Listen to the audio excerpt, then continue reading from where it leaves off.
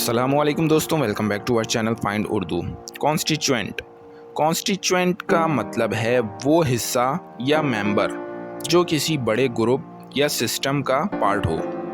ये वर्ड अक्सर पॉलिटिकल या साइंटिफिक कॉन्टेक्स्ट में यूज़ होता है, जहां हर कॉन्स्टिट्यूएंट एक लार्जर सिस्टम को बनाने में हेल्प करता है।